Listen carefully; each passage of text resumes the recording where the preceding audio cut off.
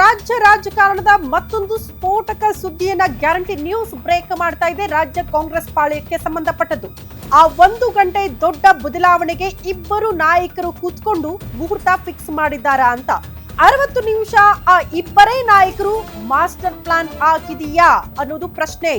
2026ಕ್ಕೆ ಯಾರಿಗೆ ಗುನ್ನ, ಕಾಂಗ್ರೆಸ್ ನಲ್ಲಿ ಪ್ರಳಯ ಆಗೋದು ಫಿಕ್ಸ್ ಅನ್ನೋದು ಪ್ರಶ್ನೆ.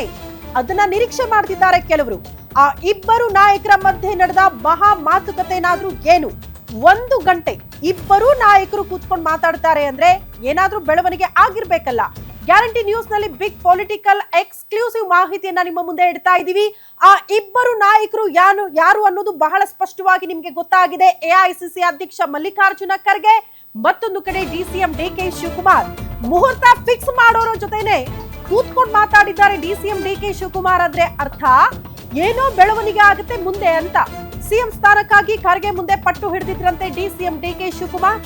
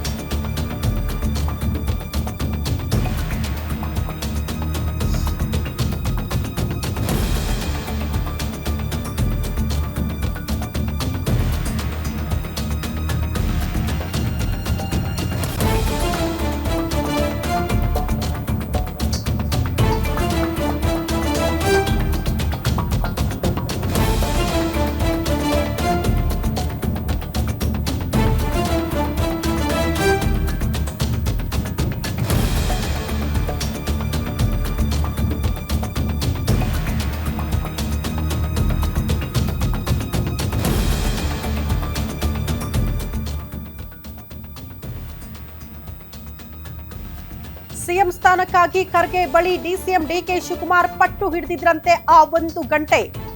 ನೀವೆಲ್ಲ ಇದ್ದು ಕೂಡ ನನಗೆ ಯಾಕೆ ಈ ರೀತಿ ಆಗ್ತಾ ಇದೆ, ನನಗೆ ಯಾಕೆ ಸಿಎಂ ಆಗೋ ವಿಚಾರಗಳು ಅಥವಾ ಸಿಎಂ ಆಗೋದಕ್ಕೆ ಸಾಧ್ಯ ಆಗ್ತಾ ಇಲ್ಲ, ನೀವೆಲ್ಲ ಕೂಡ ಬೆನ್ನಿಗಿದ್ದು ಖರ್ಗೆ ಜೊತೆ ಆ 1 ಗಂಟೆ 1 to 1 ಮೀಟಿಂಗ್ ಮಾಡಿದಾಗ ಡಿಸಿಎಂ ಡಿಕೆ ಶಿವಕುಮಾರ್ ಅವರು ಈ ವಿಚಾರವನ್ನ ಪ್ರಸ್ತಾಪ ಮಾಡಿದ್ದಾರಂತೆ.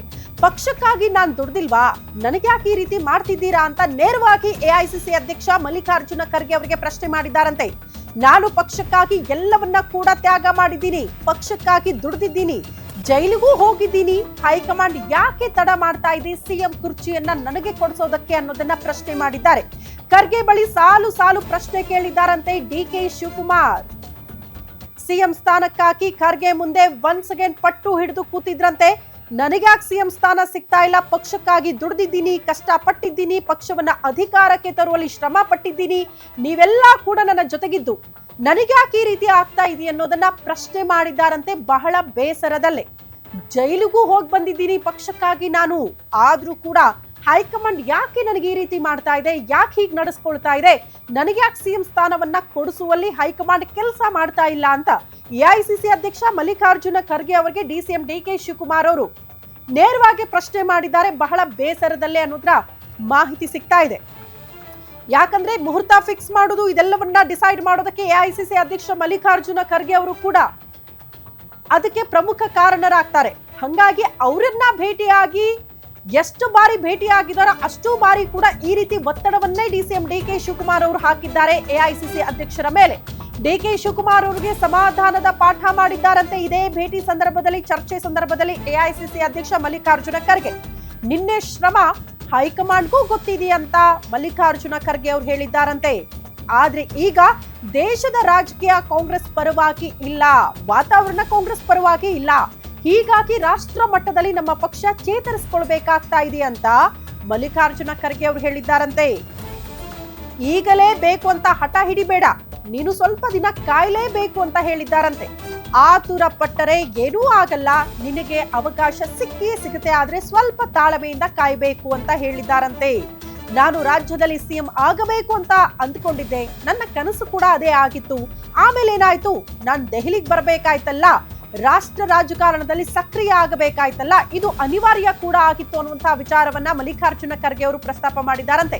ಹೈಕಮಾಂಡ್ಗೆ ಮನವರಿಕೆ ಮಾಡೋದಕ್ಕೆ ಸ್ವಲ್ಪ ಸಮಯ ಬೇಕು. ಸ್ವಲ್ಪ ದಿನ ಕಾದ್ರೆ ಮುಂದೆ ನಿನಗೆ ಎಲ್ಲಾ ರೀತಿಯಲ್ಲೂ ಕೂಡ ಒಳ್ಳೇದಾಗುತ್ತೆ ಅಂತ ಆಶ್ವಾಸನೆ ಕೊಟ್ಟಿದ್ದಾರೆ ಎಐಸಿಸಿ ಅಧ್ಯಕ್ಷರು. ಡೇಟ್ ಫಿಕ್ಸ್ ಮಾಡೋದು ಬೇಡ, ಹೇಳಿಕೆಗಳು ಬೇಡ, ಬಹಿರಂಗವಾಗಿ ಚರ್ಚೆ ಆಗುವುದು ಬೇಡ, ಬದಲಾಗಿ ಸ್ವಲ್ಪ ದಿನ ಕಾಯಿ, ನಿನಗೆ ಸಿಎಂ ಸ್ಥಾನ ಸಿಕ್ಕೇ ಸಿಗುತ್ತೆ ಅನ್ನುವಂತ ಭರವಸೆ ಕೊಟ್ಟು ಕಳಿಸಿದ್ದಾರೆ ಅನ್ನೋದ್ರ ಡೀಟೇಲ್ ಸಿಗ್ತಾ ಇದೆ. ಈ ಬಗ್ಗೆ ಮತ್ತಷ್ಟು ಡೀಟೇಲ್ಸ್ ಅನ್ನ ಕೊಡ್ತಾ ಹೋಗ್ತಾರೆ political bureau head Maruti Pavagada ನೇರ ಸಂಪರ್ಕದಲ್ಲಿ ಜಾಯಿನ್ ಆಗ್ತಿದ್ದಾರೆ. ಮಾರುತಿ, ಜಸ್ಟ್ ಒಂದೇ ಕಾರಲ್ಲಿ ಹೋದ್ರೂ ಸ್ವಲ್ಪ ಮಟ್ಟಿಗೆ ಚರ್ಚೆ ಆಗಿರಬಹುದು ಅಂತ ಎಲ್ಲರೂ ಕೂಡ ಅಂದ್ಕೊಂಡಿದ್ರು. ಅಲ್ಲ, ಬದಲಾಗಿ 1 ಗಂಟೆಗಳ ಕಾಲ ಇಬ್ಬರ ಮಧ್ಯೆ ಚರ್ಚೆ ಆಗಿದೆ ಅಂತ ಈ ಸಭೆಯ ಇನ್ಸೈಡ್ ಮಾಹಿತಿ ಕೊಡೋದಾದ್ರೆ ಏನ್ ಭರವಸೆ ಡಿಸಿಎಂ ಡಿಕೆ ಶಿವಕುಮಾರ್ ಅವರಿಗೆ ಸಿಕ್ಕಿರಬಹುದು?